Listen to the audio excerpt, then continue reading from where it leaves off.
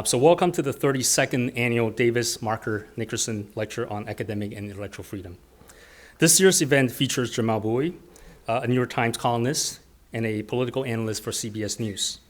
He'll be presenting a lecture entitled Revisiting Du Bois and the Propaganda of History. This lecture series is named for three University of Michigan faculty members, Chandler Davis, Clement Markert, and Mark Nickerson. In 1954, all three were called to testify before House Un-American Activities Committee. All declined to answer questions about their political associations. The three were then suspended from the university.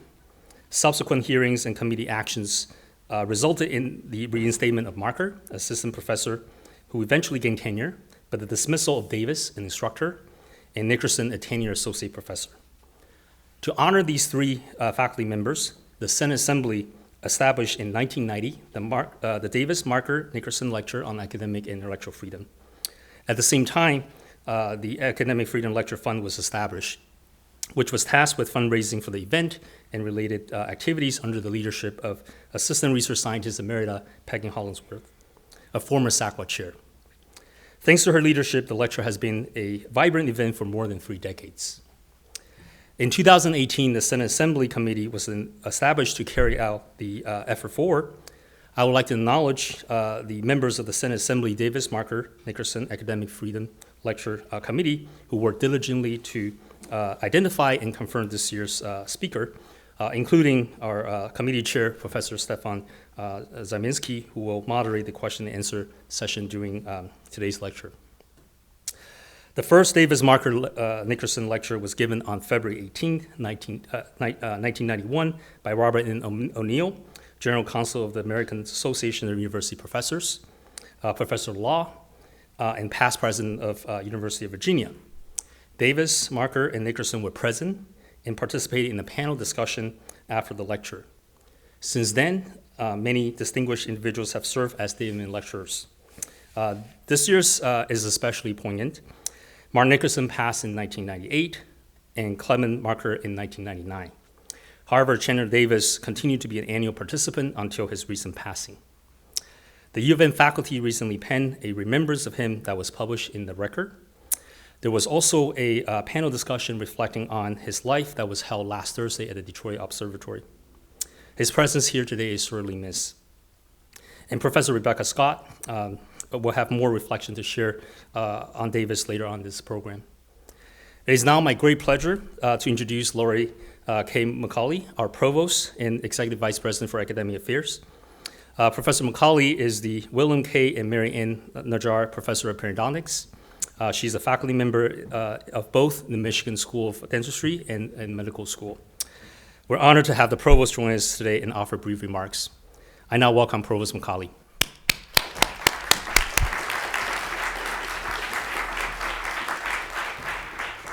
Thank you, Professor Liu, and welcome to everyone. My special thanks to SACWA and the Senate Assembly for your leadership in this really vital effort in its 32nd year, so congratulations. The right to one's individual perspective and the right to express it is a unique American promise.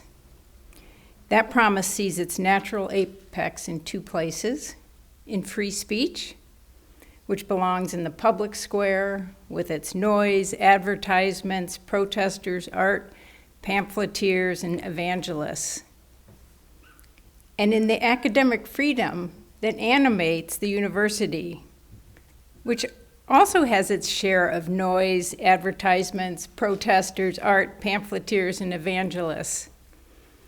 The parallels are there, but there's an important distinction between these 2 freedoms. Academic freedom is different from freedom of speech in that its centering principle is expertise. You don't need to be an expert to have an opinion. That is as it should be in a free country. But academic freedom is earned. It's conferred upon those who have dedicated their professional lives to teaching and research. Both principles are essential for a rational, liberated society. Unfortunately, we, and When I say we, I mean the United States and the University of Michigan have been inconsistent with the promotion of these values. Today's lecture preserves the legacy of those who suffered from that inconsistency.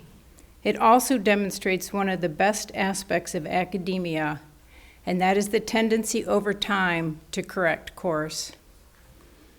What is a campus, if not a home for thinkers, tinkerers, dissenters, inventors, designers, philosophers, and all others whose calling it is to poke holes in our assumption, to reinvent the status quo?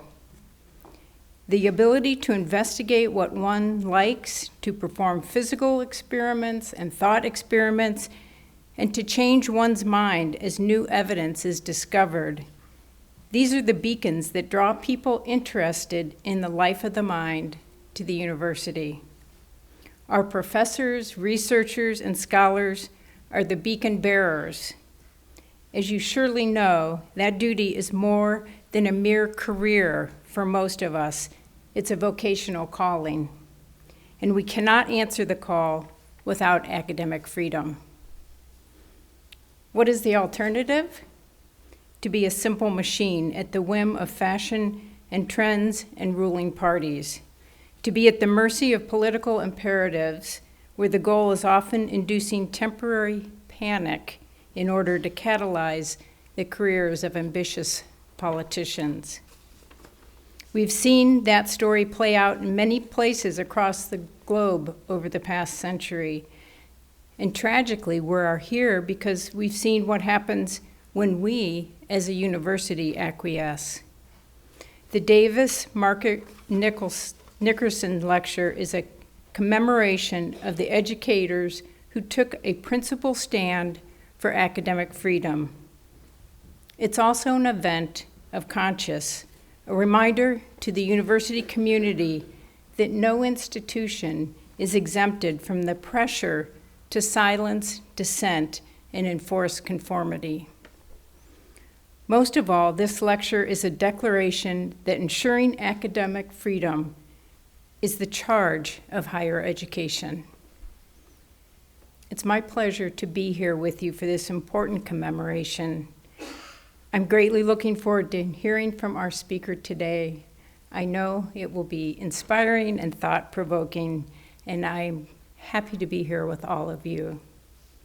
And now, please let me introduce the Charles Gibson Distinguished University Professor of History and Professor of Law, Rebecca Scott.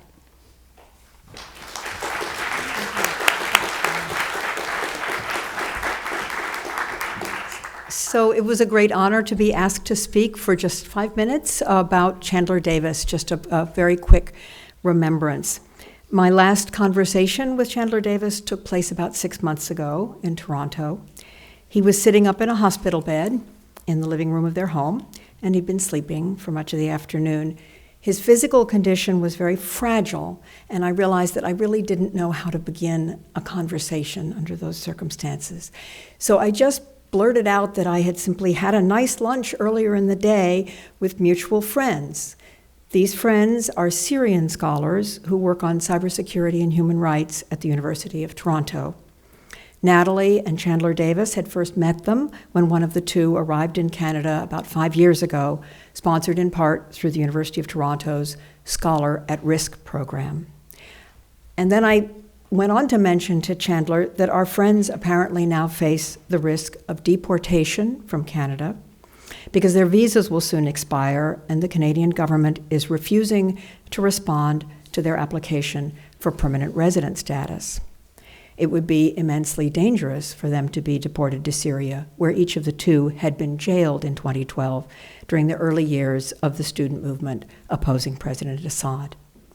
Chandler, from his bed, listened carefully and sympathetically, and I began to realize that he's been hearing news of this kind about friends for his whole life. I only recently learned that just a few weeks earlier, Chandler had delivered remarks from his bed via video to an international meeting in support of Azat Mitakov, a mathematician who's been detained in Russia since the beginning of Russia's invasion of Ukraine.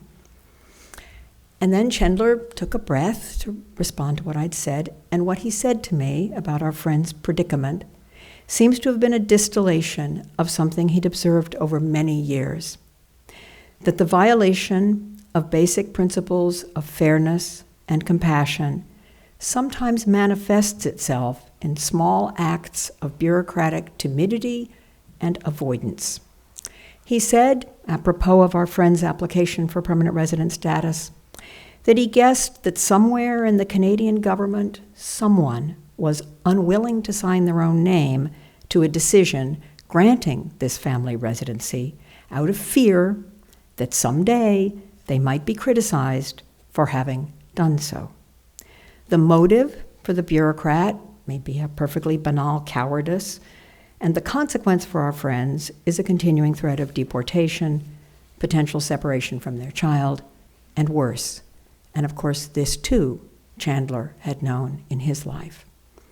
One essay that I read after Chandler's passing quotes his wry observation that, quote, "In mathematics and in life, it is not okay to give up on a problem or a cause just because the struggle is difficult."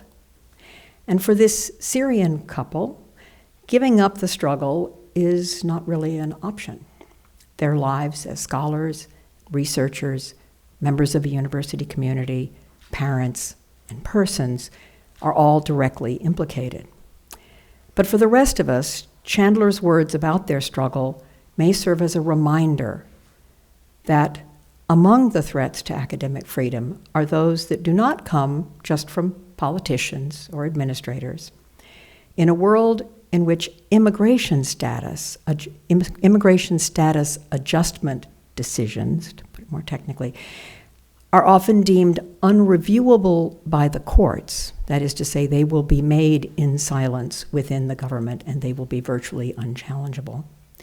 One or more fearful bureaucrats can close down an entire scholarly line of inquiry, in this case, a line of inquiry on the impact of threats to cybersecurity and the use of malicious software to harass and frighten across borders those both particularly journalists, but also writers and scholars. It can be used to close down that line of inquiry just as effectively as if there were a law or a ruling or a governor or an investigative committee directly attempting to do so. And now I'm happy to pass the microphone to my colleague Silke Wennick, the Grace Lee Boggs Collegiate Professor in the Department of Comparative Literature and German Studies.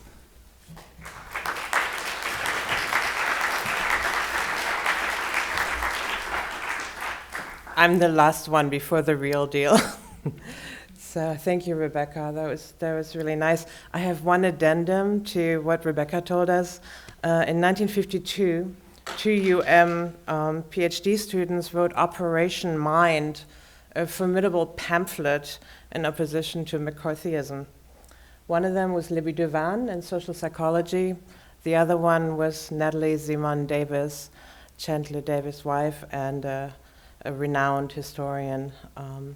They published it anonymously, but Chandler paid for the pamphlets and picked them up, and that was the paper trail that led the House Un-American Activities Committees straight to him. Now my colleagues, my fabulous colleagues, Rebecca Modrak and Nick Tovier, have republished this pamphlet with a new introduction by Natalie Davis herself. It's a beautiful edition, and copies are waiting for you all in a little miniature cabin outside by the reception table, so please pick up this little piece of, Provost Macaulay has one here, look at it, it's gorgeous.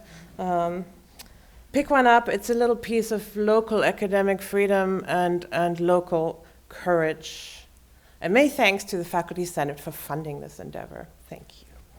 It is now my privilege and pleasure to introduce to you Jamel Bois, who will deliver this year's DMN lecture. I know you've come to hear from Jamel, not about him, so I will be quite brief. As most of you will know, and also Alan already told you, Jamel is currently a columnist for the New York Times, at least to my mind, the finest of them all. After he got his BA from the University of Virginia in 2009, public universities, right? He worked in quick succession at the American Prospect, The Nation, The Daily Beast, before becoming Slate's chief political correspondent in 2014. That is where he provided what some have called the defining commentary on what was the Trump campaign and then became the Trump presidency. He moved to the New York Times in 2019. At the Times, he writes with great clarity about US politics, policy, and culture, with a frequent and sharp focus on race and racism. What makes his column so incisive is not simply his deep knowledge of the country's history, but his insistence that this history inexorably and agonizingly shapes and bends the lives of Americans, and we must know it if there is to be any hope for us, which there might not be. Our public conversations about race, history, politics, America, culture, photography, he's also a really wonderful photographer, has been made ever so much richer by Jamal's voice. His primary beat is not academic freedom, but there's no one I'd rather hear from today, because Jamal Bois thinks about the conditions of freedom in general, not as the impoverished cant of negative liberty, but as a rich, joyful, and above equally shared reality to come, perhaps. Today, he will speak to us about the great William Edward Booker Du Bois and the propaganda of history. Please give it up for Jamal. I got it.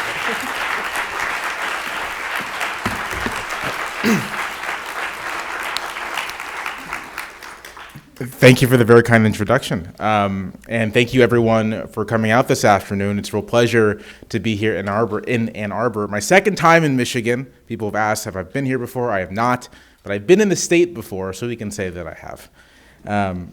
It's a real pleasure and honor to be here to deliver this lecture.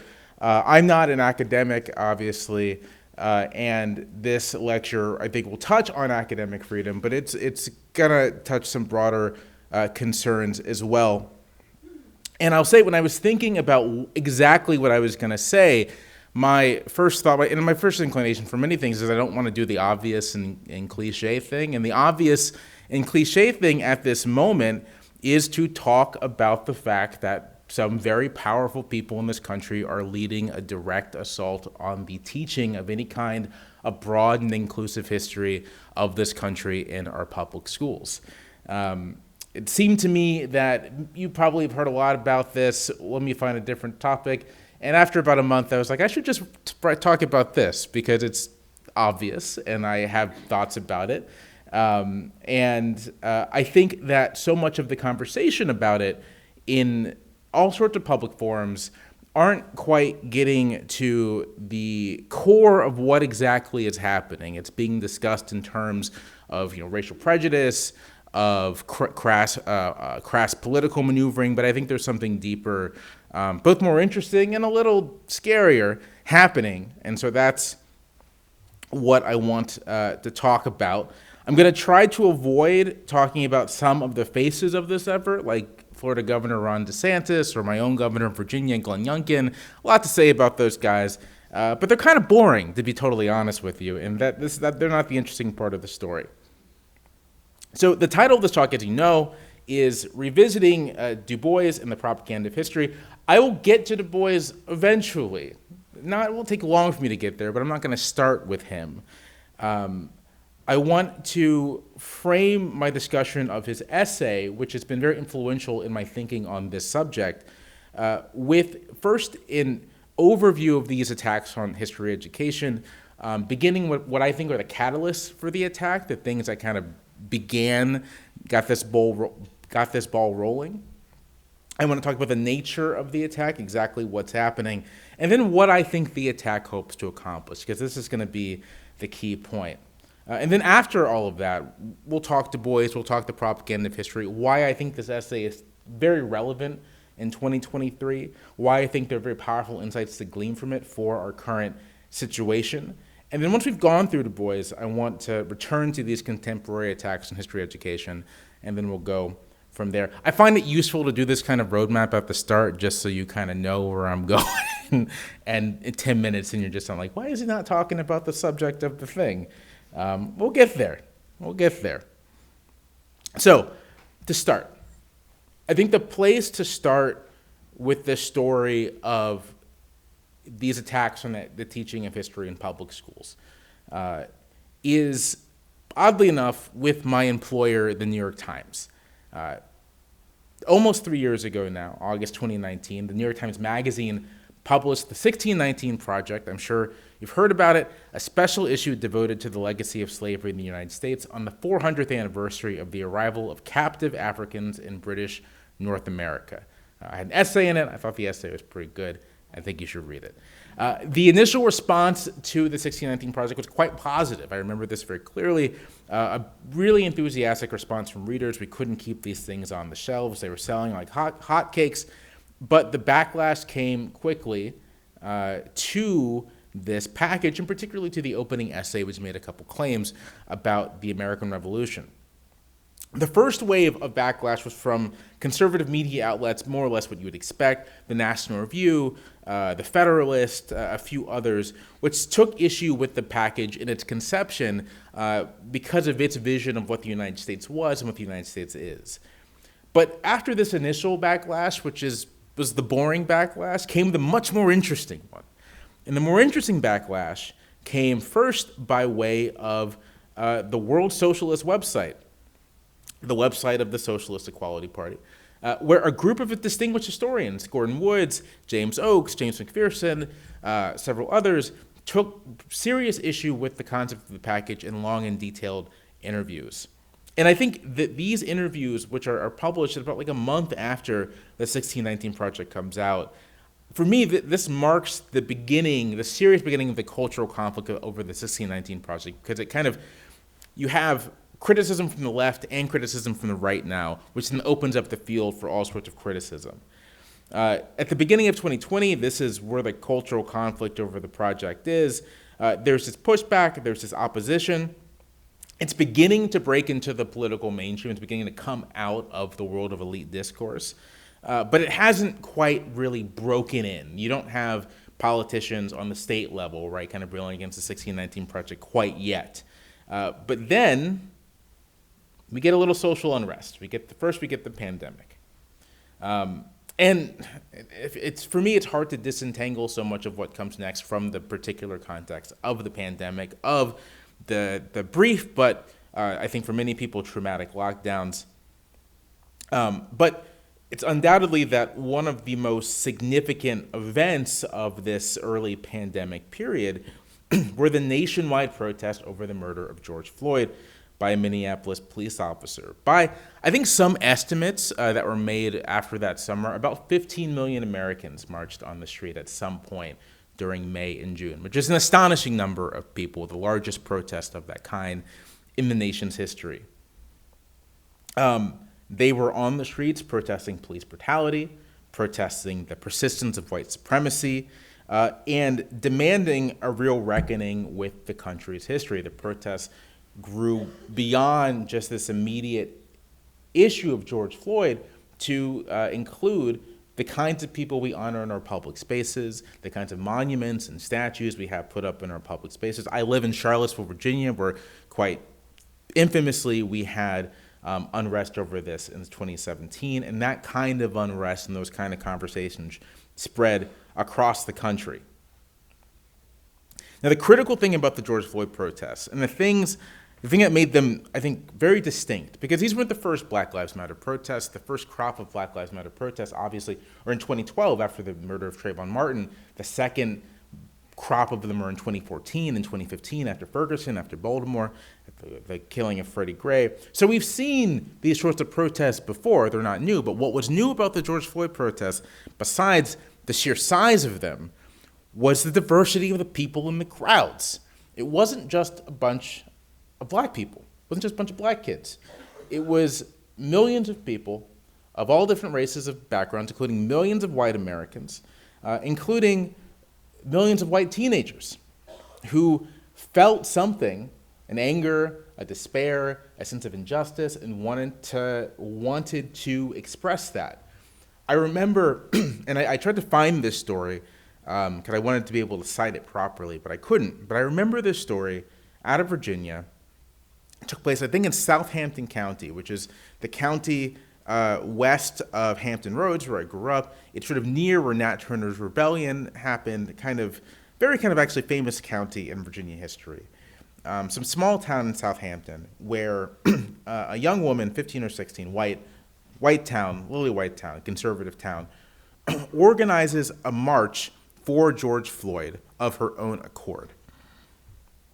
That to me is remarkable. Just one kid getting her friends and her family together to protest the death of a man to which she has no real connection, right? She doesn't know anything about George Floyd other than that he was killed by police. She felt a sense of empathy with a middle-aged, low-income black man on the other side of the country and wanted to do something about it. And that to me speaks to sort of the transformative moment that's happening with those protests. Even if it dissipates, even if there isn't necessarily any lasting political change, there is something happening in the nation's psychology that's significant.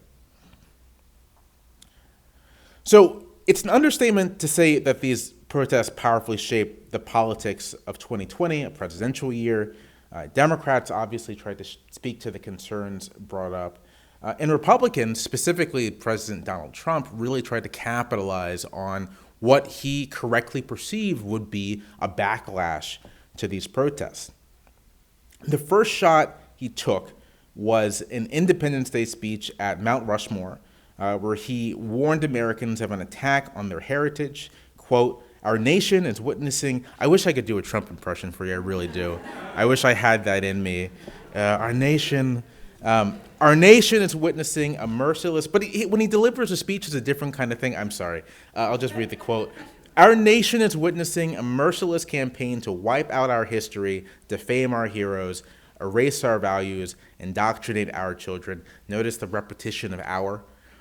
"Angry mobs are trying to tear down statues of our founders, deface our most sacred memorials, and unleash a wave of violent crime in our cities. Many of these people have no idea why they are doing this, but some know exactly what they are doing. They think the American people are weak and soft and submissive, but no, the American people are strong and proud. They will not allow our country and all of its values and history and culture to be taken from them." This was written by Stephen Miller, obviously. I mean, it kind of just screams Stephen Miller. Would sound really good in a shrill, angry German accent, but that's a different observation. Following Trump's lead, conservative lawmakers around the country, including in Congress, proposed laws banning the use of the 1619 Project in classrooms. This is where it really begins to pick up steam. Arkansas Senator Tom Cotton introduced the Saving American History Act of 2020, which claimed that an activist movement is now gaining momentum to deny or obfuscate this history, the presumably true history, by claiming that America was not founded on the ideals of the Declaration, but rather on slavery and oppression. This distortion of American history is being taught to children in public school classrooms via the New York Times 1619 Project, which claims that nearly everything that has made America exceptional grew out of slavery. The 1619 Project is a racially divisive and revisionist account of history that threatens the integrity of the Union, by denying the true principles on which it was founded. Around the same time, Trump announced his desire to give kids a more proper and appropriate patriotic education, and he announced the creation of the 1776 Commission, designed pretty explicitly as a counter to the 1619 Project, which was meant to end what he called a, quote, radicalized view of American history, which is, quote, vilified the founders and the founding.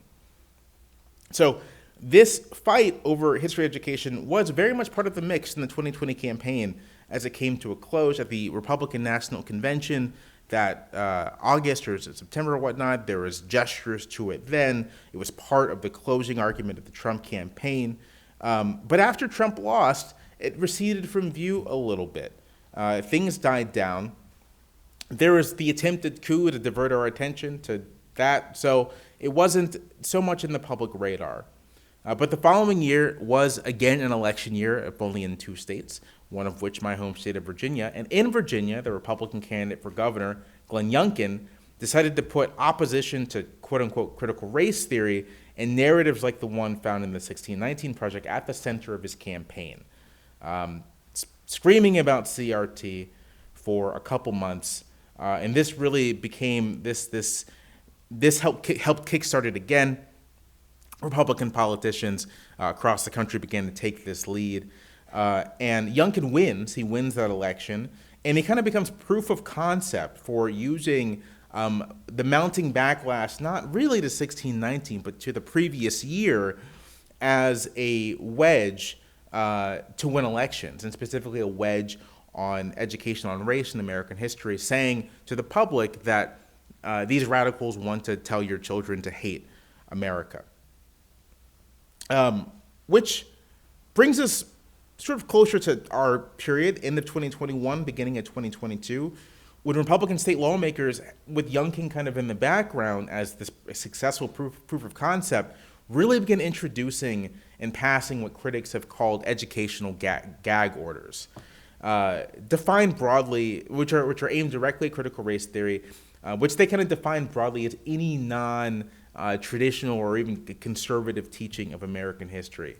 In Florida, Governor DeSantis introduced and secured passage of the Stop Woke Act. I think woke is supposed to be an acronym for something. I'm not going to learn it. Which was the spirit tip of his effort to end diversity, equality, and inclusion programs in Florida colleges and universities, as well as restrict the teaching of topics related to critical race theory. In South Carolina, lawmakers introduced a bill known as the Freedom from Ideological Coercion and Indoctrination Act that prohibited any state-funded institution from stating, quote, that a group or individual by virtue of its race, ethnicity, sex, sexual orientation, et cetera, is inherently racist, sexist, bigoted, ignorant, biased, fragile, oppressive, or contributive to any oppression, whether consciously or unconsciously. And kind of to underscore the real paranoia on display here in these state houses where these bills are being written and introduced and even passed, in Mississippi, there were bills introduced that would install classroom cameras in K through 12 classrooms so that anyone could stream the lessons over the internet and see what the teachers are saying. Sounds like an obviously terrible idea to me if you are concerned about the safety of children, but don't tell that to Mississippi lawmakers. Now, backing this effort were groups like Moms for Liberty, who pushed for strict censorship of books about slavery and civil rights leaders in classrooms across the country. If you ever take a look at the Moms for Liberty list, which is pretty easy to find, you'll see things like books about Ruby Bridges and John Lewis as being the kinds of texts that are inappropriate for children. They need to be taken out of classrooms. Children, and really we know what they mean, specifically white children, were in their view too young to learn about these civil rights heroes.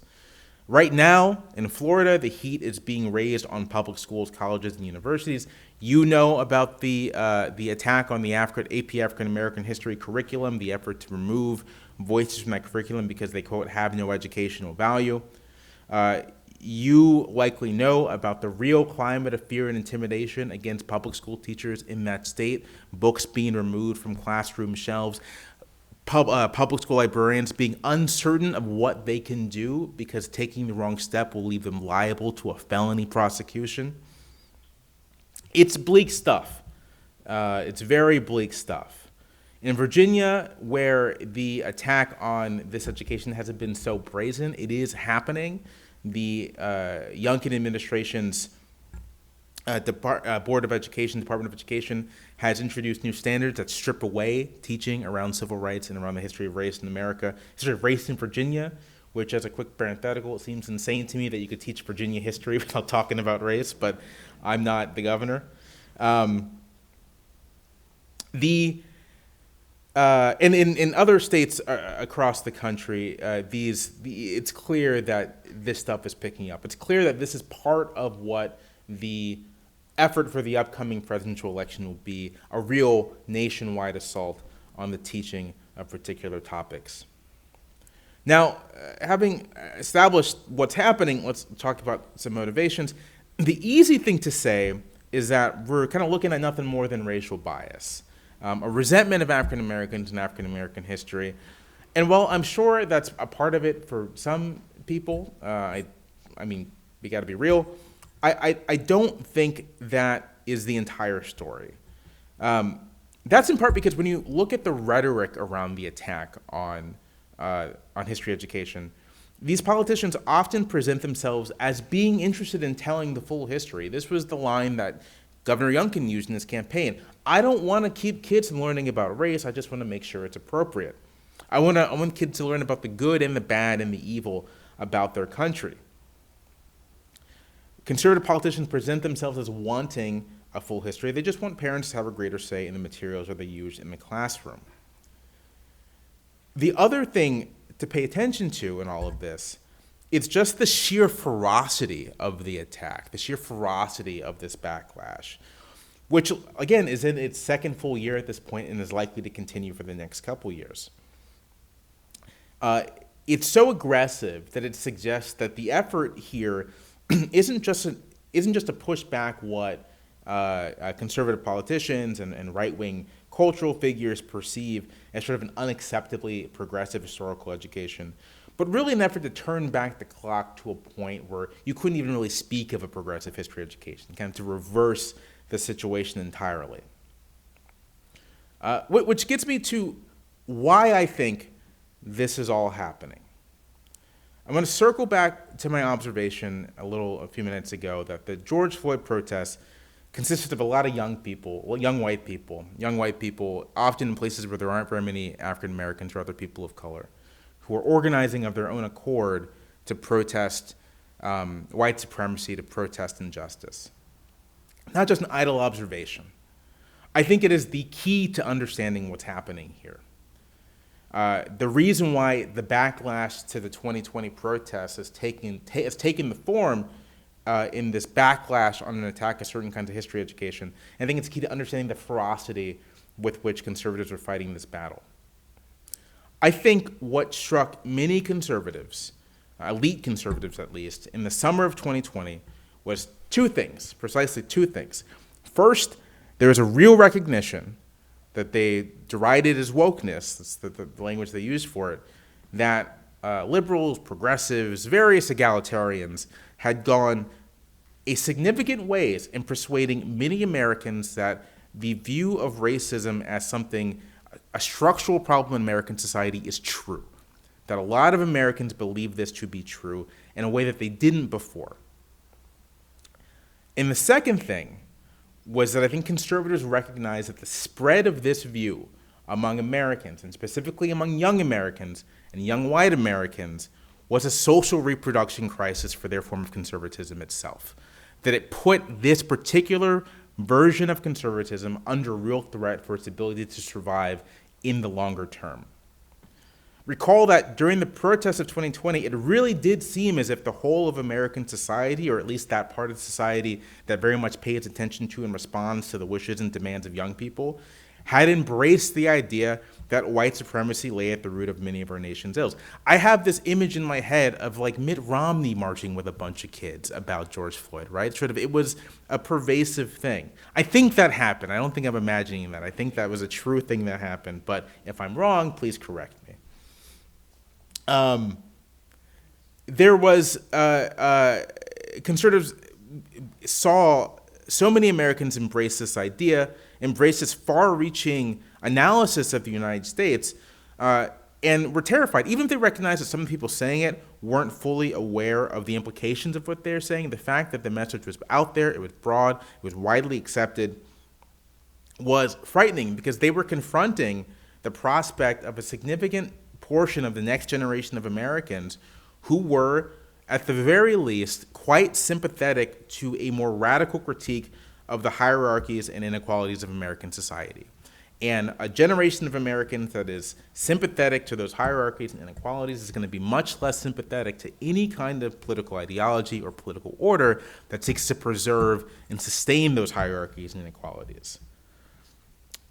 For these conservatives and these right-wingers, rather than see these changing attitudes as the kind of natural result of the conflict that we can all perceive between the stated ideals of American society and the lived reality of American society, dramatized by George Floyd's killing.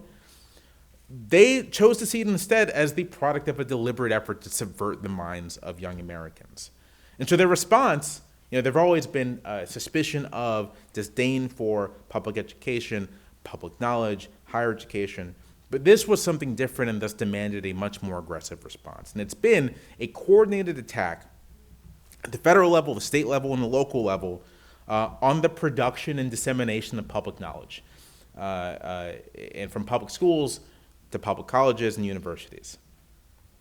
Again, some of this comes out of a long-standing disdain for higher education and for public education, but I do think this current attack is something both very new and much more ambitious than what's come before. Okay, now finally Du Bois. Let's talk about Du Bois. How does he factor into all of this?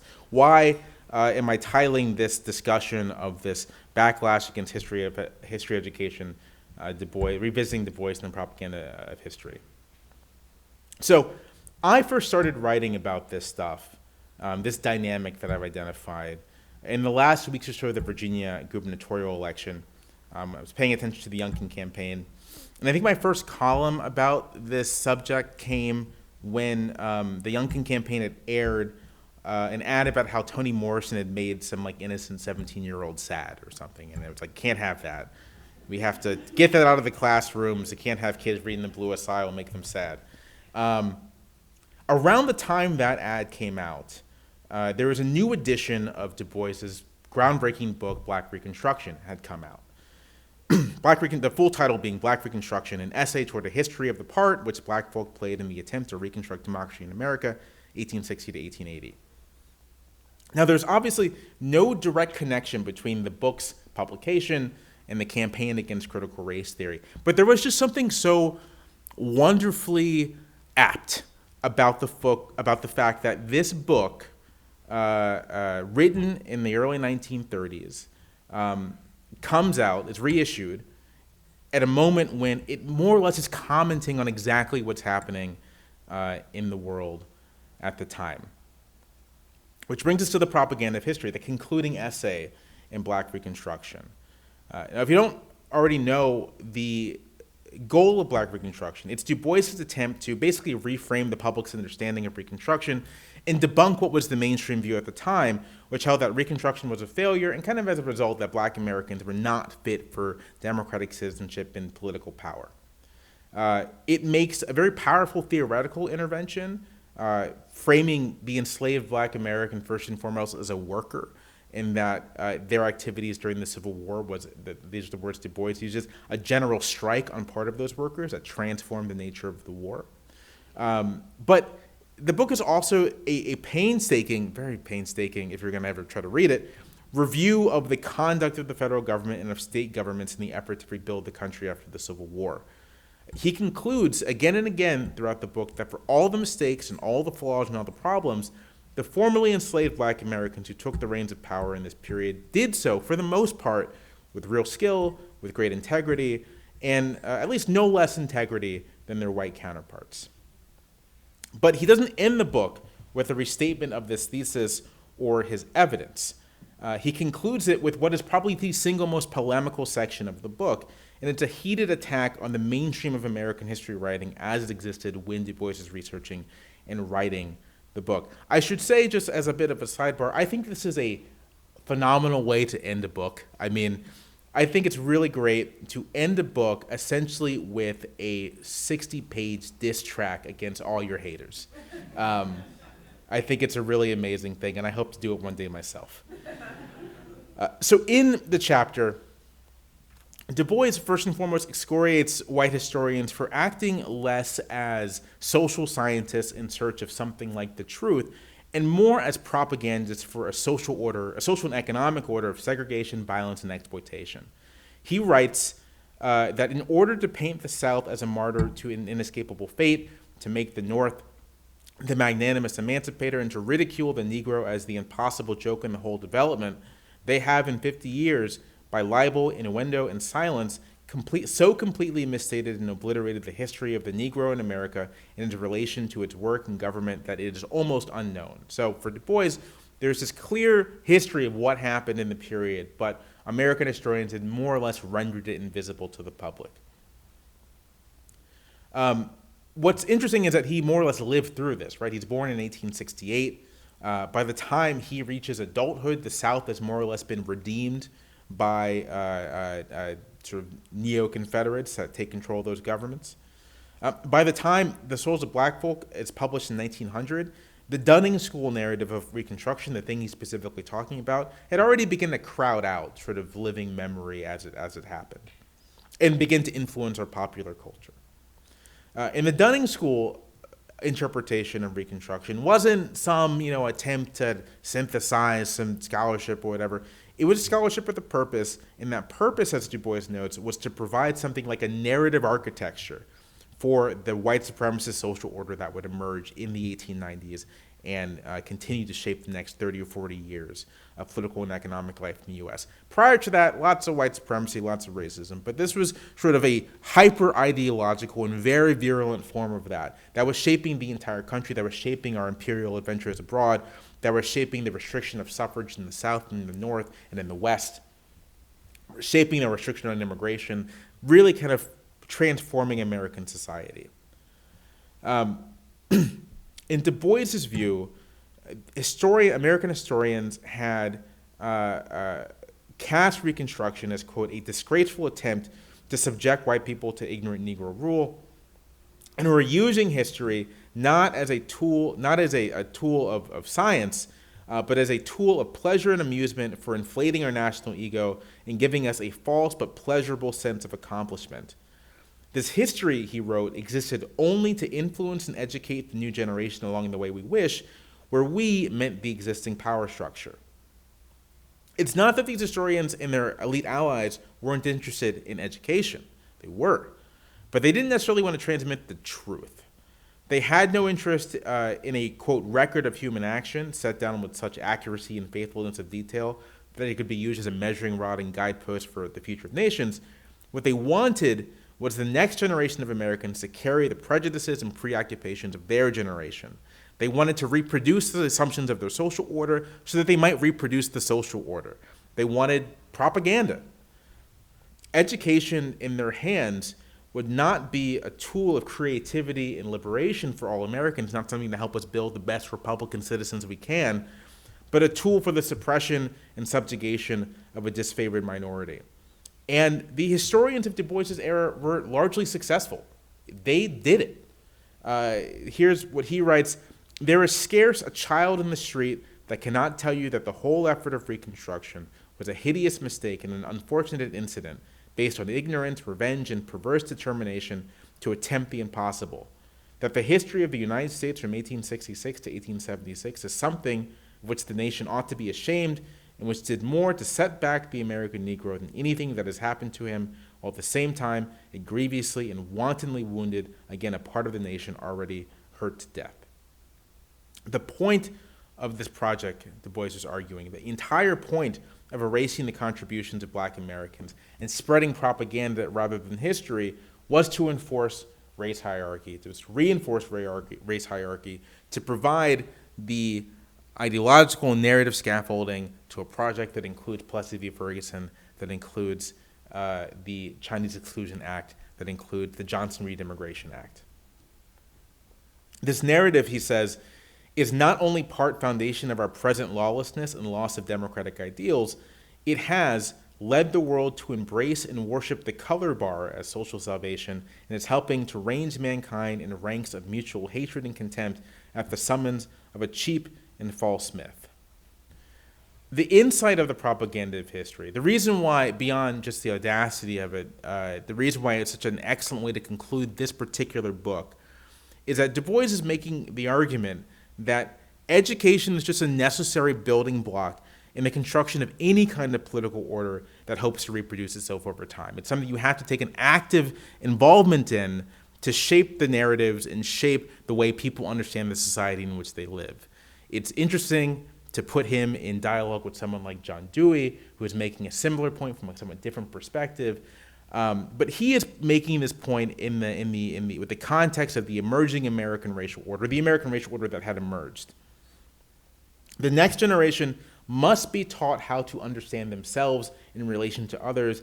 And the great success of the Dunning School was to teach generations of white Americans to understand their black fellow citizens as undeserving of rights or dignity or regard.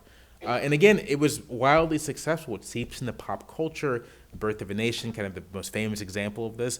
But even 100 years after The Birth of a Nation, you can still see remnants of it in our popular culture. I'm sure folks in here have seen Firefly, the Joss Whedon science fiction show from the 2000s. What is the setup for that show? Mal Reynolds, a Southern-ish rebel from an oppressive central government, is on the outskirts of the territories finding a way for freedom against that awful central government that has done something terrible we're not told. It's the same setup as The Virginian, the 1904 Western, same setup as so many of the Westerns that emerge in the 30s and the 40s that play on the trope of the noble Confederate and the awful Union and so on and so forth. It's really seeped into our popular culture, a testament, again, to the success of the Dunning School historians. Now, Du Bois does not write at the conclusion of that essay as if he thinks anything is going to change anytime soon. He is more than clear-eyed about the fact that in his time, Americans live under the leadership of those who would compromise with truth in the past in order to make peace in the present and guide policy in the future. But the world did change quite dramatically. Not as far as he would have hoped, but it changed considerably. He died in 1963, just before the March on Washington for Jobs and Freedom. Within 10 years of his death, Jim Crow would at least have died a legal death. Remnants still around, but the legal architecture would have been mostly knocked down. Within 30 years, his vision of Reconstruction as a time of great revolution and democratic experimentation would begin to filter out of academia and into the world at large. And not that soon after that, it would begin to shape the education of millions of American children. Not all American children, not everywhere, but more and more American children are beginning to learn something about this history and learn something about their country that isn't just propaganda, that is trying to tell a story about equality, about egalitarianism, about liberation. We currently live in a world that, when it comes to the stories we tell about ourselves, is not the reverse of the one Du Bois lived in, but is like closer to that than I think he could have imagined. The way we teach history in this country is far from perfect. Believe me, when I was a kid in Virginia, we still celebrated Lee Jackson King Day in January. Robert E. Lee, Stonewall Jackson, and Martin Luther King, three people who obviously go together. So the way we teach history in this country is far from perfect. But it is inclusive enough, and it's broad-minded enough to have nurtured in millions of young people tolerance and awareness of injustice and a host of other egalitarian values. Anyone who spends time with younger students will see this. It's hard to miss. I do not think you get the kinds of protests that met the murder of George Floyd, protests that brought millions of these young people of all backgrounds to the streets, without at least the influence of this change in how we talk about this country and how we talk about our country's history. And so to kind of go back to where we started, it actually makes complete sense that now is when we're seeing this full-throated attempt to keep students from learning more about their nation's past, more about oppression and injustice, more about the long effort to secure some measure of freedom and equality against that oppression and injustice. Opponents of this kind of history teaching are more than aware that it forms some part of the current ideological and political order that they despise, a political order that at the very least aspires to some measure of equality across society and doesn't explicitly affirm hierarchies of race, gender, and sexuality. It's a political order that, as we saw under the previous president, a motivated and well-funded cadre of reactionaries is eager to undermine and destroy by any means possible. So as I was working on the last sort of finishing touches of this, I was on Twitter, and I saw this writer at the National Review write about his disgust with the proposed AP American History curriculum. It was a very strange set of tweets that he was writing. He tried to claim Frederick Douglass as part of a tradition of black republicanism, which is not the case. He suggested that Booker T. Washington wasn't part of the curriculum, which is also not the case. But what really stood out to me in his tweets was a lament that the curriculum was framing African American history as a struggle against oppression, a curriculum that encourages students to take a hostile view of, note the word, our institutions, which Black Americans are obviously struggling against. And I found these tweets striking as an almost explicit confession of what the actual issue is here and what opponents of a truthful telling of American history hope to accomplish. The actual issue is that giving students the tools to understand their country in a fuller and more inclusive way might lead them to want to change it in fundamental ways. It might lead them to a more nuanced view of our institutions, and it might even lead them to think that we could do better with new institutions. And what would those institutions look like? If the attitudes of younger people are any indication, they'd probably be a little more inclusive, a little more egalitarian, and a little more democratic. They would be the kinds of institutions that are hostile to the world that these conservatives and reactionaries hope to create. And so now, in this moment, when there's still a viable constituency of Americans willing to push against that, they're taking a swing. They're hoping to push it back, to delay it, to undermine it as much as possible. When this particular part of the voting population is gone, this particular brand of cultural politics may no longer be viable. So the ferocity of the attack, I think, is an indication that we're kind of in a now or never moment for pushing back on it. Either you do it now or you make your peace with what's going to happen. So at the risk of actually sounding a little optimistic, perhaps to the point of delusion, I think this makes me feel good about the situation. It's not that the attack is trivial, right? It's not that the attack will be easily rebuffed. It's a well-organized and powerful opponent, even in a position of weakness, can do a tremendous amount of damage. It can still win. But I think we have to recognize that they are in a position of weakness, that this is actually the strategic picture here. They're in a position of weakness, and they're trying as much as possible to make the best of it. That's why this attack is also an attack on organized labor, right? It's a full spectrum thing, trying to create the strongest base for pushback. The opponents of an honest history are fighting a rearguard action, and they know they're fighting a rearguard action. Otherwise, they wouldn't be so angry about this. They wouldn't be so vocal. They know that in critical respects, they've already lost at least this phase of the conflict. Maybe not the war, but this phase of the conflict. And so even if they manage to succeed in places like Florida or in Virginia, there's still all those young people who marched, who are now a little older, who soon will be teachers and educators. They'll soon be people like me and like us, responsible for teaching the next generation of Americans. There are so many millions of Americans who very much want to make sure that their children and their children's children have a real understanding of what this country is, what it has been, and what it has the potential to be. There are so many millions of Americans who understand that the aim of history education isn't to give children a handbook of fables and fairy tales, but to help them think about themselves and their culture and develop as people and develop as citizens. And one reason that makes me feel optimistic is that Americans are trained at this point to be real suspicious of the people who want to ban books. And so when you are not the people trying to ban books, I think you're generally in the stronger political position. So to conclude, to wrap up a little bit, let's turn back to Du Bois, the inspiration for much of this riff.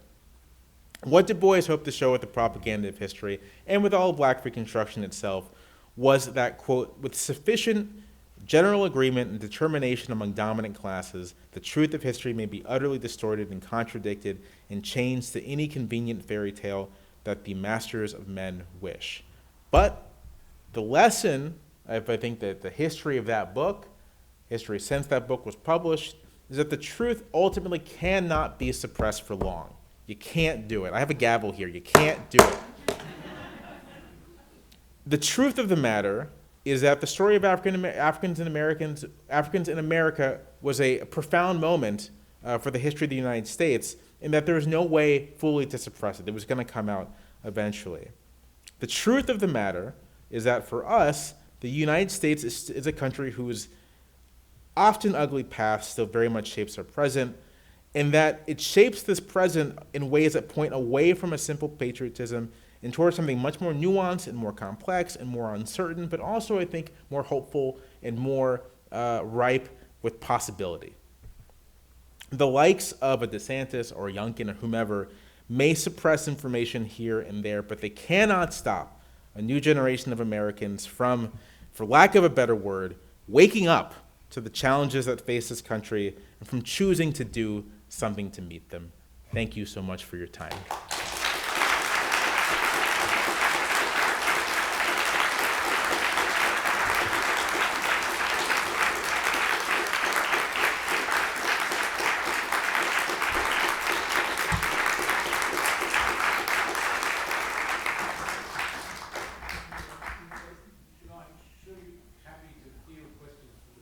Yes.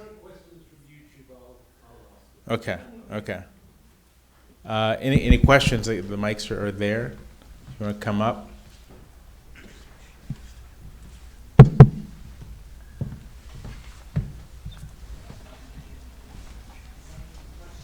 Yes. Yeah. Yeah. Of course. Yeah. So, one thing I found fascinating, you talked about, Youngkin and DeSantis and Cruz, I mean the whole gang, right? They are, on the one hand, pushing for these impoverished or regressive curricula.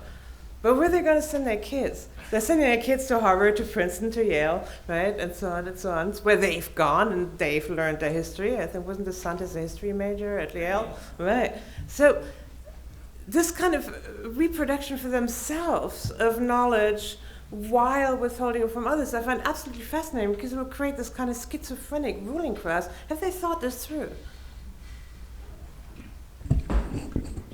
I do not think they've thought this through to that extent. I think the motivations here are partly partisan, just like public education, teachers, universities. These are part of the centers of their political opponent. So why not try to undermine them? It's the same reason that if you gave me a magic wand and made me king, I'd ban car dealerships, right? Hotbeds of reaction. Get rid of them. I think that's part of what's happening there. But I think also that they do have. You read about someone like DeSantis or like Tom Cotton, and you read their biography, you read the words they write, and they clearly conceive of themselves as sort of like masters of men, right? They conceive of themselves as part of the natural leadership class, and they want to reproduce that. And I think that they would be more than happy to preserve elite education for them and the children and their cohort. But it's for the rest of us that they don't think, right, need that kind of education. We need vocational training. We need to be good workers, good laborers, but not necessarily good citizens. And I think that is the part of the issue here, part of the explanation. Oh, all right, that works.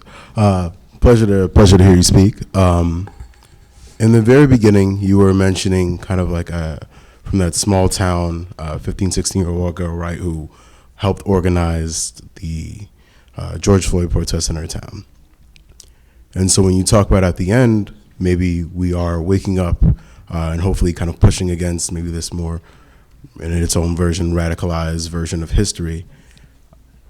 How do you see maybe this new generation mixing with people who might be well-intentioned but not well-informed about the people with whom they wish to help, and also at the same time, right? How do you see them mixing with the people who they hope to help, or the people who are asking for the help but might not necessarily have the voices that those people have, while we are potentially rewriting history for that younger generation who will eventually be making those decisions? Yeah. That issue, that question to me is a testament to the importance of something that is actually missing in American society, which are the kinds of institutions that can bring people together across lines of class and race and have them work together for something, a common purpose. I don't think that there is a formula or that there is a particular approach that you can say to sort of like a young, white kid who just wants, is very well-meaning, but maybe isn't sort of the most sensitive, right? I don't think there's this sort of thing you can say to them. What needs to happen is they need to be working with, in a communal way, with the people that they want to help, and need to be willing to work cooperatively towards some kind of common goal. Traditionally, that institution in this country has been unions. Unions aren't where they were anymore. But I think that's where that kind of thing is cultivated. And I think that when we're looking to the future of American politics, of American society, I think what we need to be keeping an eye on are what kind of institutions develop at the grassroots level that are places where that kind of work is happening, where people are working cooperatively together and learning about each other so that they might work together for these other things. Because I think that's ultimately what needs to happen. That ultimately someone can't be completely isolated from another group of people and think that they can do something good for them. There has to be connection there. But I think that that connection is forged through actual action and not simply, as much as I love reading books, not simply from reading books or watching videos. And again, I love reading books and watching videos. For sure. Thank you. My question, thank you again for a very insightful, inspiring talk. I learned a lot from what you had to say. My question raises some of the same issues that you just addressed. My question is, in the moment and for the foreseeable future, next year, 2 years, 3 years out, what are the principal institutions, resources to push back against the DeSantis, the Youngers, et cetera? Is it universities? Certainly the case of Florida, where the university presidents signed a statement saying they were going to capitulate to what DeSantis won. I mean, it's not clear that the universities, if that's an example, are going to be a principal resource in fighting back against this kind of attack on academic freedom. So what are the principal institutions that you see that are going to provide the major source of pushback to what's happening to? I think in the immediate, this is a little different for Florida because of Florida's the labor situation in Florida, but I think that in a lot of places where these things where politicians are attempting these things, organized labor is going to be part of the pushback, right? Like teachers, unions, teachers organizations are going to be part of the pushback here. I think that one sort of helpful thing about this being entering the world of partisan politics is that actually provides like a way to send information about it and make pushback. One noteworthy thing that happened this past week was that the governor of Illinois, J.B. Pritzker, was like railing against DeSantis' attack on African American history and said to the College Board, do not alter this curriculum or we're not going to use it in Illinois. And I think actually that's going to be part of the pushback, right? Like opposing politicians, probably for crass partisan reasons, pushing back and not monopolizing the issue to your Youngkins and your DeSantis's. And I think it's going to involve, in a place like in Florida where those resources are not going to be as strong, it's going to involve communities making an effort, as I've done in the past, to provide these resources to students and to young people. Community libraries, educational sessions, these sorts of things. I know from my part, right, I learned as much about Black history in a church basement as I did in school. And I think that that's the kind of thing that's going to have to be utilized to at least make sure this stuff is reaching kids. Thank you. Hi, Mr. Bowie. Thanks a lot for your talk. My name is Andres Pinedo, current graduate student here at the university. I'm curious as to how folks like us, right, who are in charge of disseminating knowledge and sharing it with our students are going to weigh two different forces that are coming to play at the contemporary moment, which is the reality that folks have been pushing for some censorship around folks who espouse outright white supremacist ideologies and these types of institutions, with this really charged up group of folks who are pushing to rid the country of any deep discussions, right, of structural racism and the way it exists in this country. And so how are we going to balance these two competing forces that are pushing for something similar, maybe, censorship, for very different reasons. And so I'm curious as to your thoughts on that. Thanks. Yeah, I can only, here's a place where I can only speak for myself. In terms of materials that like students encounter in classroom, right? Like I got no problem with them reading outright white supremacists for like academic reasons, because that's part of the history of Western thought, right? You can't really understand the development of the modern West without really engaging with that stuff. And in fact, if you try to study Kant without studying Kant's racism, like, are you actually studying Kant? Like, you're missing something actually very key in the study there. So I think that should happen. And to the extent that there's pushback on that, I would probably be like, I think you're wrong about wanting to push back on that. But if someone like invites, like an open white nationalist to speak like this, David Duke, say. Like a David Duke, I think it's more than appropriate to be like, you can't do that. In part because someone like David Duke or Richard Spencer or whomever, they're utilizing, they're not interested in free expression for free expression's sake, right? They're not actually interested in discourse or dialogue. That's not what they're there for. They're there to propagandize and to take advantage of the institutions of free society, to undermine free society. And I think it's entirely possible for free societies to like recognize that kind of distinction and be like, listen, if you're going to come and preach what is essentially a doctrine of hierarchy and violence, then like you're not welcome to use this podium. You can go outside in the public space and stand on a soapbox and do whatever you want, but that you're not entitled to a position of esteem, which is what it is when you invite someone into an institution to speak. You're extending legitimacy to them, and I think it's entirely appropriate to not want to extend legitimacy to those sorts of people. So study David Duke in school as part of, an important part of American politics, but you don't got to invite the guy to speak, and that's sort of the distinction I make. I know there are plenty of people who think that is sort of like a false distinction, and that like you kind of have to let everyone do everything, but I disagree. Appreciate it. Thank you. Welcome.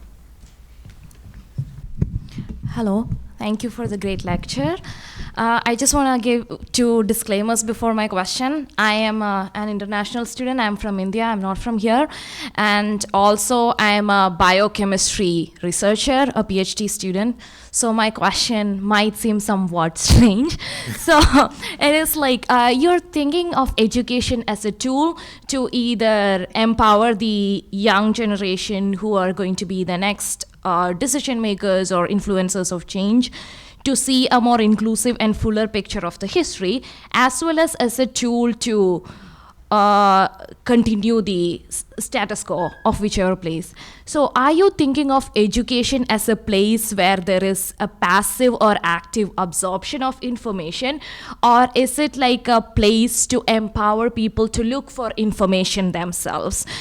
So as a scientist, I'm thinking about this because there is a lot of scientific misinformation. That could be because people are just good at absorbing information but not doing research on themselves. But we can view research also as a basic right for people. So how can that happen even from like school years? Not everything in the book is end of statement. Even that is open to discussion.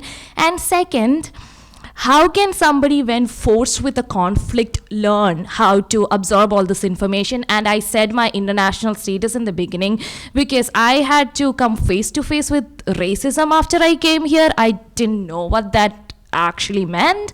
I'm familiar with caste system, but then pushed to that, I even read like 1619 or read anything. So how do we make people come to that point? Also in the changing pace of how quickly people want information, what is future for a columnist like you? Because you are writing in the long format.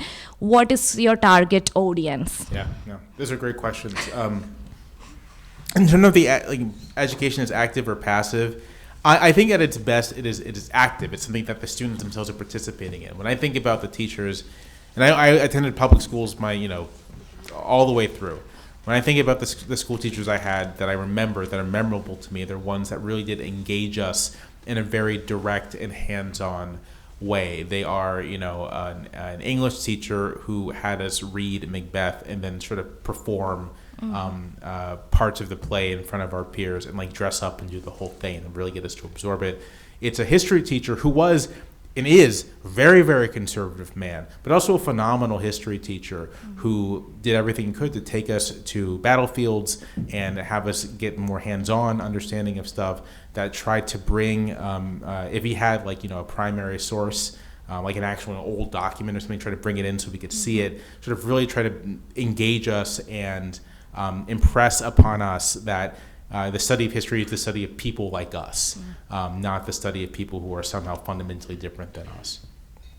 And so I think at its best, education is this very active thing. It's involving kids, it's involving students in the learning process itself. It's asking them to contribute and not simply treating them as sort of a passive vessel for information. And I think that when you're fortunate enough to get that kind of education, I think it does help you resist things like misinformation, and it helps make you a more curious person. It helps make you more inclined to seek things out versus to wait for someone to wait and tell you something.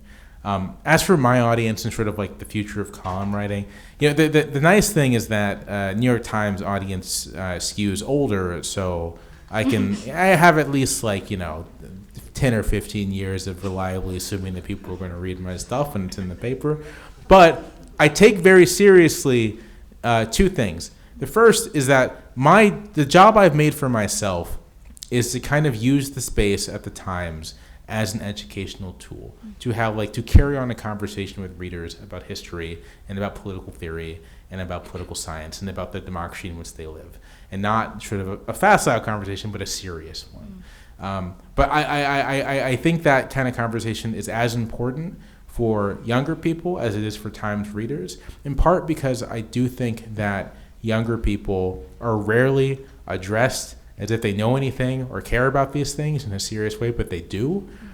And so one thing I've been doing over the past year is I've been on TikTok in a really serious way, and some of it's just to share silly things, but some of it really is to actually try to engage people who may never pick up a copy of the New York Times in the kinds of conversations I want to have at the New York Times.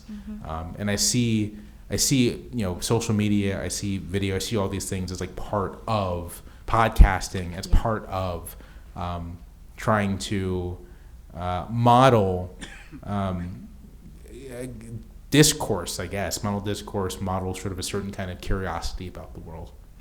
Thank you. Thank you. Thank you so much. My name is Kathleen. I'm also a graduate student here at the University of Michigan. I had a two-part question. I was wondering if you could also speak about the way in which the attack on gender and transgender kids in particular is also animating. It's anti-blackness and also anti-transgender, and how that's animating the backlash within schools, but also vigilante violence showing up at drag story book hours at the library. I'm thinking in particular of New College, which DeSantis has now appointed the board, fired the president. It's a liberal arts college, 700 students, it's small, it's public, has a large transgender population of students there. They're a union, so I know they're gonna fight it. So I'm wondering if you could talk, the role of gender, of course, or the attack on gender in this backlash, and also the role of labor in resisting this. I'm also wondering if you can talk, we've heard a lot about kind of the overt ideological attacks coming from the far right on public education and what is taught and what isn't taught. But I'm also thinking about kind of the broader crisis within public education that is kind of bipartisan, right? Think of Eric Adams cutting the school budget in New York City, or even here at the University of Michigan failing to fund the Flint campus in the ways that it needs to be, and cutting Africana studies, actually. So that's a lot there, but I was wondering if you could talk about kind of some of those, where you see some of these fitting in, and particularly the role of labor as well. Thanks.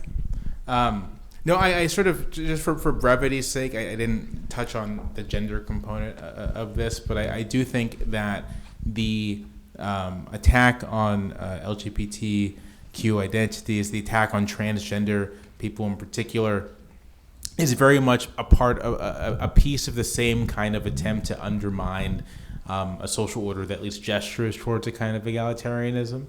I think that, I mean, first of all, it's the same, they're using the same language. We're doing this for the children shouldn't be exposed to this stuff, et cetera, et cetera. But it's sort of, it's a if kids can experiment with gender identity away from parents in an environment like a school, the same way they might experiment with any other kind of identity in the environment of a school, that does, in like a really intimate way, threaten kind of traditional hierarchies of the family, right? The traditional male-headed household. It threatens the idea that children aren't just, the responsibility of parents, but that parents somehow own children, which is a thing that like quite a few people believe. And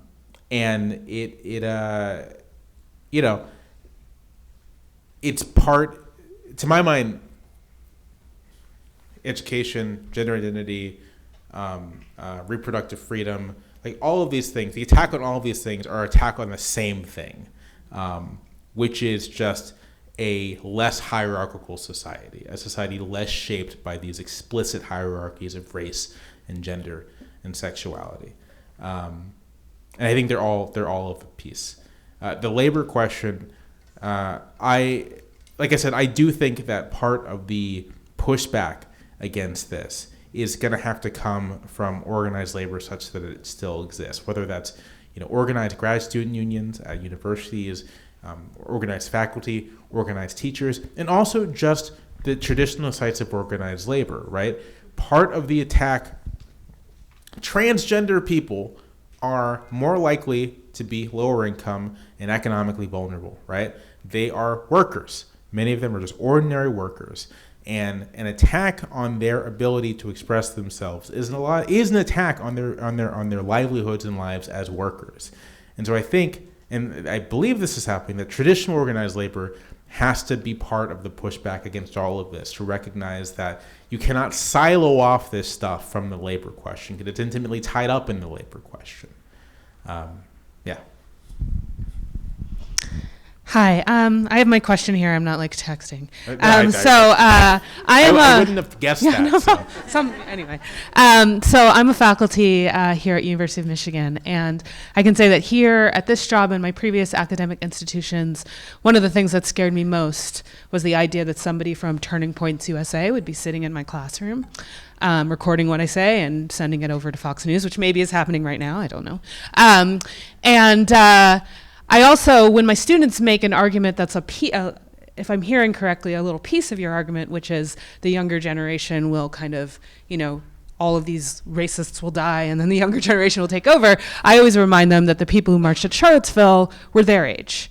So I would just like you to speak to that, to the Kyle Rittenhouses of the world and the younger white conservatives, though not all white, if we talk about someone like Milo Yiannopoulos, who now is probably in his 30s. But, just that demographic of folks and how you think about that vis-a-vis your argument. Yeah.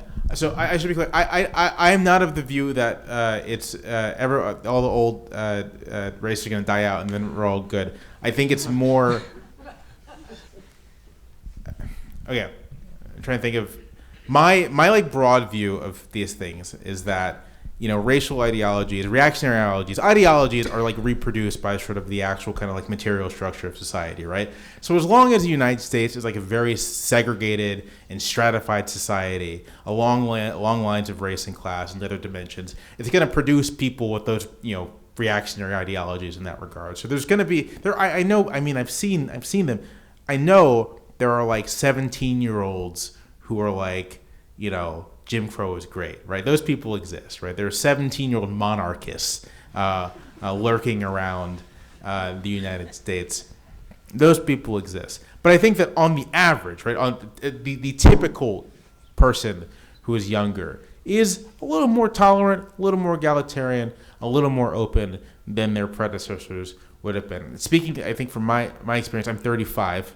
And so when I was in high school, in like 2004, 2005, I like have clear memories of, and it's high school in Virginia Beach, a Iraq War era. I have clear memories of classmates in like my computer science class, like using racial slurs against Arab people, and the teacher just being like, you shouldn't do that, but don't worry too much about it.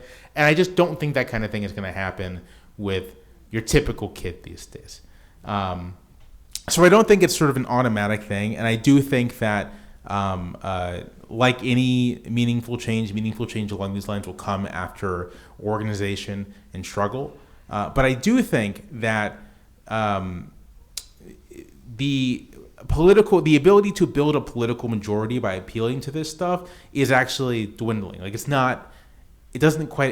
exists now. It will not exist in 10 years. In the same way that 2004 to 2008 was probably the last moment you could build a political majority around sort of opposing same-sex marriage and gay rights, right? In retrospect, that was the high water mark. 2004 when Bush did it was probably one of the last moments you could do it. And then the culture just moved too quickly from there. And I think that's what's sort of happening. Not so much that we're going to move inexorably to a more progressive world, but that the actual ability to mobilize a majority to kind of like do a major cultural retrenchment that ability is dwindling. And so you kind of just have to capitalize on it now while it exists, and hope that that you can manage it. Hi. Hello. So for the past 5 months, I've been part of a group of faculty who's been interviewing teachers and librarians around the country, the same teachers and librarians you mentioned who have been fired for hanging a Black Lives Matter flag in their classroom, a display of books around African American history, and so on. And one of the theories that we've heard a few times from them is that in addition to framing history in particular ways, that they see the underlying goal is to break public school education in order to encourage funding in charter schools. And they note that a lot of these Republican legislators have invested in charter schools, and so they have this kind of like sense of this as like a just crass money move to control education for a private sector. Could you comment on that? Yeah, I don't think that's wrong. Okay.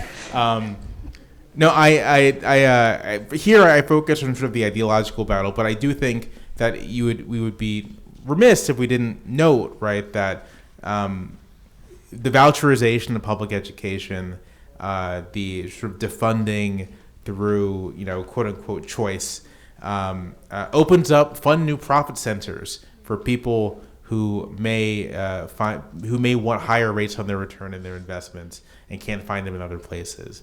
And so, opening up a bunch of privately run charter schools with minimal public oversight with public money is a great way to get a high return on a relatively, for the investor, risk-free investment. And I think that's very much a part of the story here. No accident that Betsy DeVos was spearheading, charter stuff as Secretary of Education.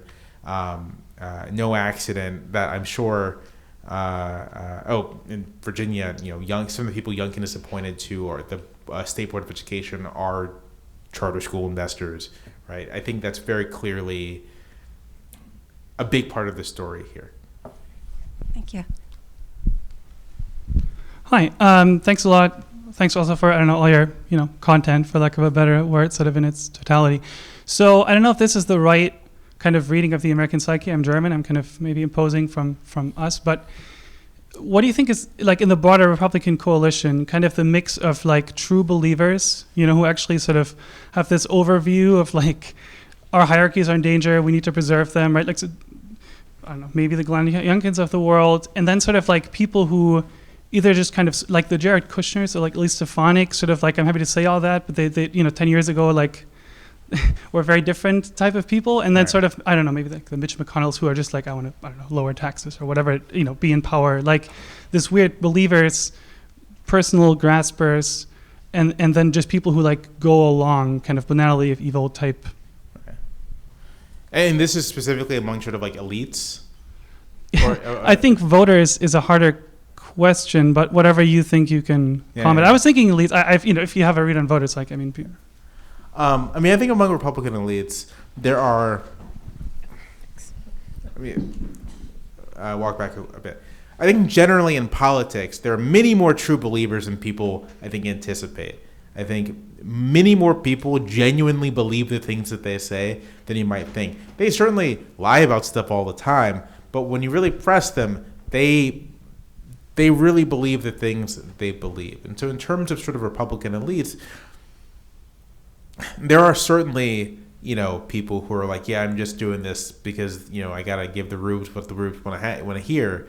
But I think, like Mitch McConnell, who is as close as you can imagine to like a pure kind of will to power figure, like doesn't really seem to have any discernible ideology.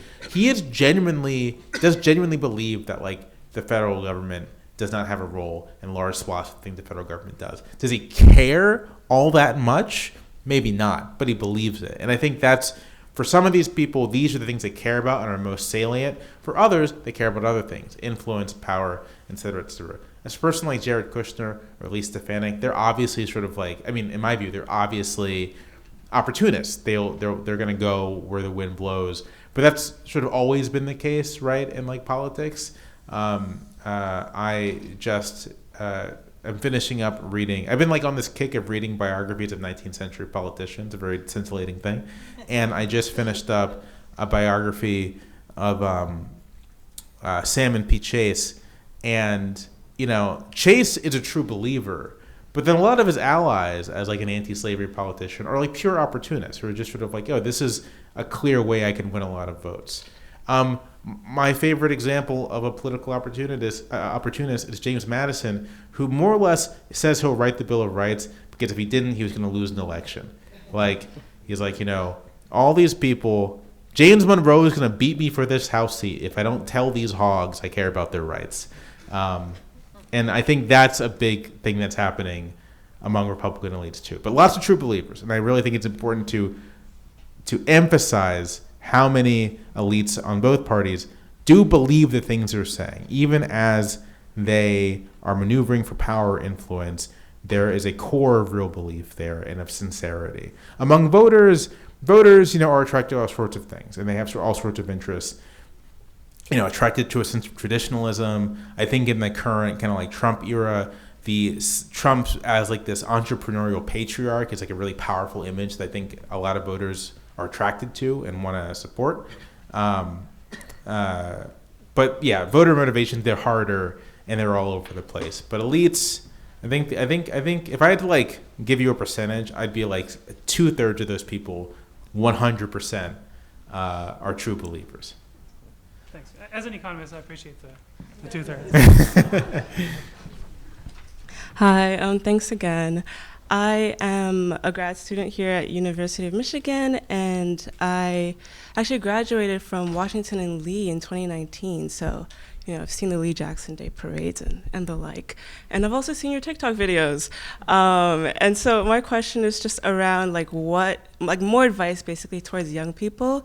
I think other questions I've asked about, like how do you sort of encourage research in academia, like personal research, as well as like relying on organized labor and your teachers to sort of support you as you sort of, combat these really aggressive attacks towards academic freedom. And I started out by mentioning WNL just because at my time there, post-Ferguson, there was a lot of protests and things like that. And there was a lot of talk looking towards the students to sort of be that wave that changes the university. And then I mentioned TikTok because there's a lot of pipelines. I feel like ideological pipelines on TikTok where, especially now with like the advent of like deep fakes and just like all of this misinformation, I just find that there's a lot of onus put on young people with very little guideline, very little instruction about like how to actually deal with all of these competing forces and both defining themselves, like you're saying, as well as in a way leading the rest of the country towards, equality. Part of what I see my responsibility as a public figure is trying to provide some of that guidance, right? Like, on TikTok, if I'm talking about like an issue, like a real issue, I don't just, often the way it works on TikTok is people just sort of like, they just talk. But what I'll do is I'll cite things. I'll cite books, I'll cite papers, and I'll say, this is where you can find them, this is where you can read them, you should do it. In my column, I take great care to cite everything that I'm drawing from so that readers know where they can find it. I think that for people in my position, it is our responsibility, again, to sort of like try to model how to think, try to model how to seek things out, encourage people to do it, spend less time sort of like, criticizing young people for whatever reason, more time essentially saying, if you have these concerns, if you have these feelings, if you have these passions, here's how you can act on them, here's how you can learn about them. And to encourage people to learn, right? And to learn from like trustworthy sources, to read books. People don't want to read books, but I keep telling people, every so often, someone will ask me, Jamel, how do you know so much about this stuff? It's, I just read a lot. It's like, it's a whole answer. I stopped watching TV. I watch movies a lot, but I stopped watching TV, so I'm far behind on anything that people are talking about in that regard. You got to sacrifice something, but you just got to read.